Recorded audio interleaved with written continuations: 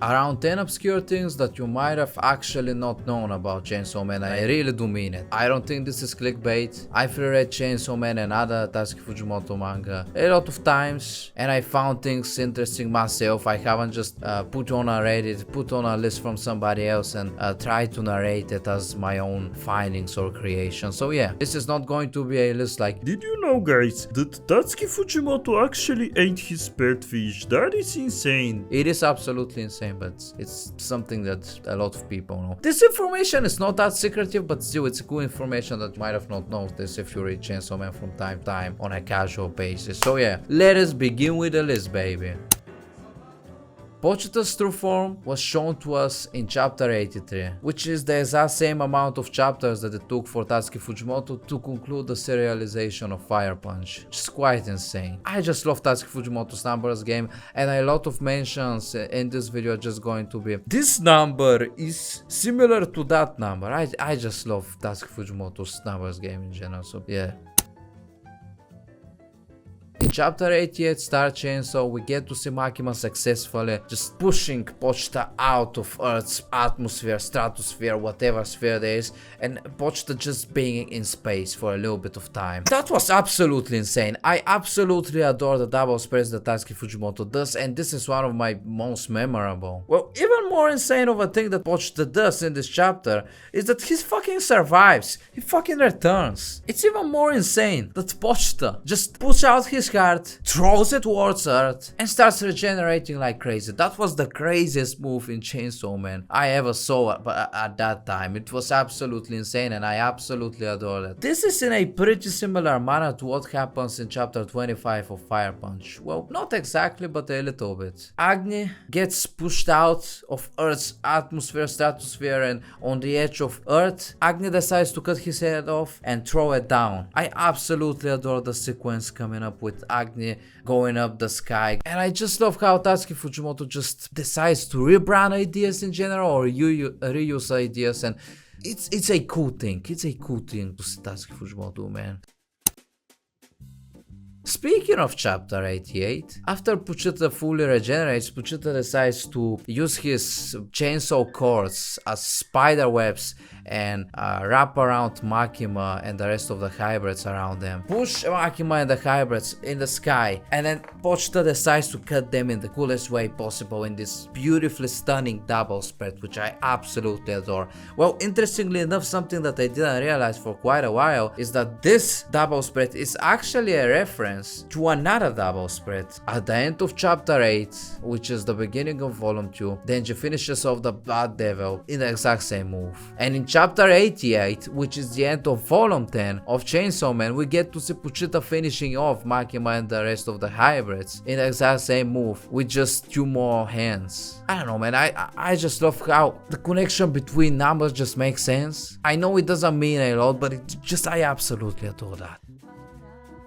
This is not really an obscure information, it's just once again cool thing that I found interesting between numbers and showcases. The covers for volume 1 and volume 11 follow a pretty cool pattern where at the start of the series we get to see not actually the main protagonist, but the main protagonist with, you know, his fusion with Pochita. We get to see Denji as Chainsaw Man in volume 1, and in volume 11 we get to see Denji on his own with a fucking public safety costume, potentially wearing Aki's suit, which is quite cool information if that was the actual case. And I absolutely adore the cover for volume 11, it's my favorite of the entire series. And speaking of the connection between volume covers, part 2 begins in a similar fashion, where the first volume cover, volume 12, features the fusion between Yoro and Asa. Honestly speaking, I'm not the biggest fan of the cover of volume 20, but I still like the fact that we finally got an Asa volume cover, but yeah. Before the crazy review of chapter 198, we get a lot of hints throughout part 2 that Fami might actually not be the Fallen Devil. Example 1, her having a primal fear like the Falling Devil as her pawn, or her having the Guillotine Devil as another pawn of hers. Both devils or both fears lead to death. Example number 2, the number 4 is associated in Japan with death, with bad luck. That would have been the first hint to that. Another hint is that Fami is in a purple scaffold looking place, aka fucking church, aka where funerals are happening. Another clue that could have been given to us just by looking at her design is that she has her head in a hanging position, like she's tried to off herself multiple times. Like she already looks dead as she is. And also, another obscure information, Volume 14, interestingly enough, was released on April 4, 2023, I think, which is quite cool if you think about it.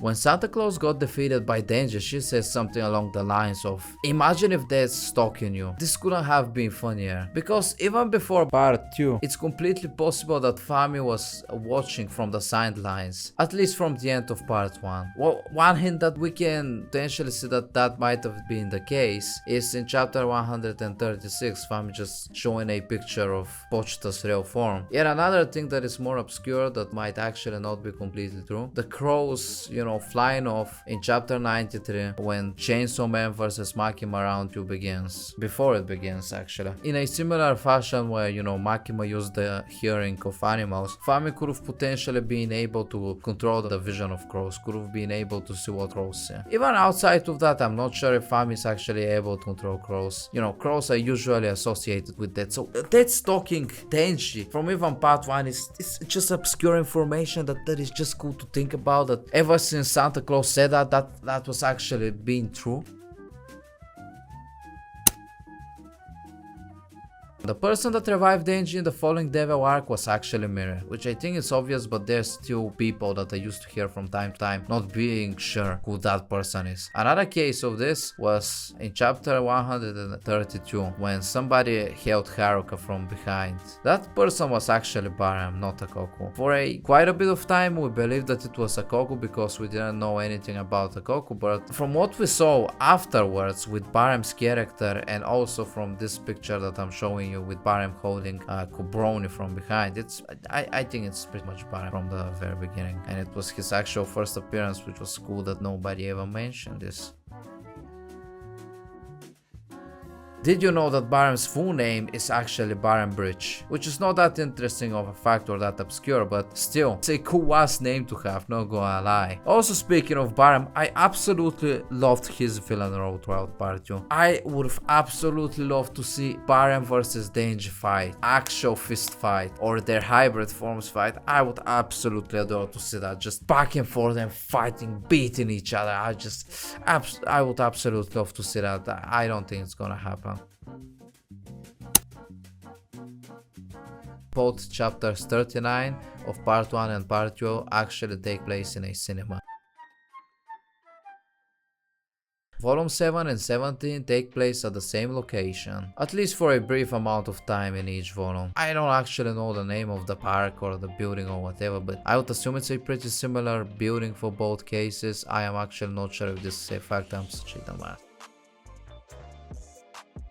So guys, did you know that chapter 69 of Chainsaw Man is called Shining Power, where Denji defeats the Dough Devil, the powered up actually Dough Devil, the powered up Dough Devil with darkness power by putting himself on fire and just burning her, kicking her, destroying her like it's nothing. And did you know that the 69th chapter of Chainsaw Man is actually the one before the infamous Super Smoosh? For a second, for a minute, for a little bit of time, I actually thought that the 69th chapter of Chainsaw Man Part 2 was actually Super Smoosh, and I was like, god damn, Tatsuki Fujimoto, you're insane, but no, Tatsuki Fujimoto missed the mark on that one. Sad gooning, unfortunately, for the inaccuracy of Tatsuki Fujimoto numbering.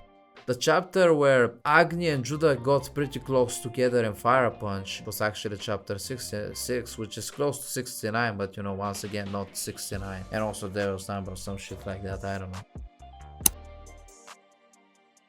Volume 1, Chapter 1 and Volume 11, Chapter 91 have pretty similar panel to panel or 2-page sequence. So let me explain. In Chapter 91, Power sacrifices herself by making a contract with Denji for him to find the new reincarnation of the Blood Devil. And in Chapter 1, Pochita sacrifices himself in order to make Denji alive, and Pochita makes a contract, to help Denji live a fulfilling life. Things play out in a very similar similar manner for both chapters, at least part of the action in both chapters. Both self-sacrificial actions, both of these characters do a contract with Denji, and both of these sequences, conversations, take place in a garbage can and look pretty similar in terms of panel to panel action.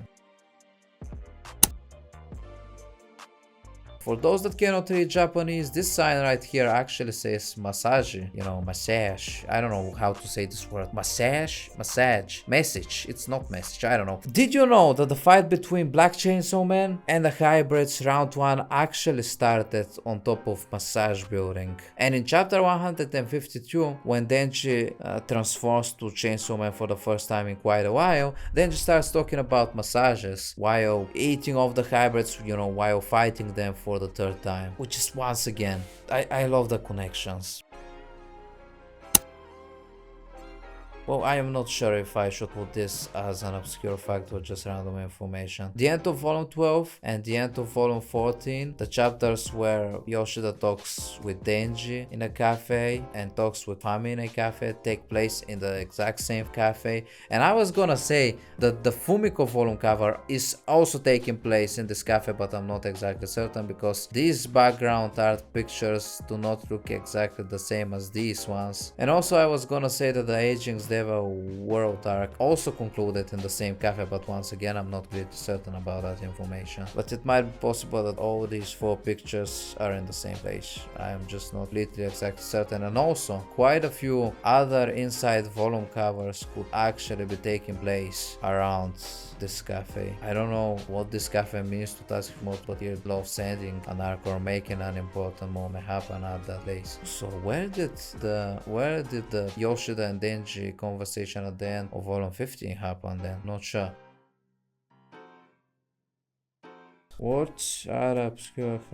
Oh yeah, the Hell Devil. Did you know that the Hell Devil has 6 fingers for some reason? I didn't know that. It's cool information. And also, this is just speculation coming from me. Did you know that for the most part, most devils are made out of human bodies? The Darkness Devil is made out of human skeletons. Makima, Yoro, Fami, etc. actually use the body of humans, not their own bodies. The Falling Devil was developed out of random human bodies, and so on and so forth. In general, I believe that the only reason why the devils haven't taken over Earth or the Chainsaw Man world universe is because they need functional bodies and they cannot have functional bodies on their own. That's why they require bodies of animals or of people in general. And I don't know how consistent it is, because how do you make the tomato devil or the bat devil or the cockroach devil with just human bodies? How do you make that? And also, why are these not so much fearful devils with such a cool design that don't require human bodies, but when we have the badasses, they require human bodies, like the Gun Devil as well. The Gun Devil also is made out of human heads and different weapons. I don't know, it's obscure. And yeah, that is gonna do it with this video. Is Tatsuki Fujimoto part of the Illuminati or something? No, I just love his numbers game. I just love the rhythm of how he writes manga in general. Anyways, that's gonna do it with the video. If you have more obscure information, I would absolutely love to hear about it. I also probably have more information that I have forgotten about that I haven't mentioned yet. We'll see. Maybe I'll try to make more videos of this similar manner, but we'll see if I'm even able to finish this one. That's gonna do it with this video. I love Fire Punch. I love Tatsuki Fujimoto's work in general. I love this man. Long live Chainsaw Man. Bye bye, plebs. Wasn't here.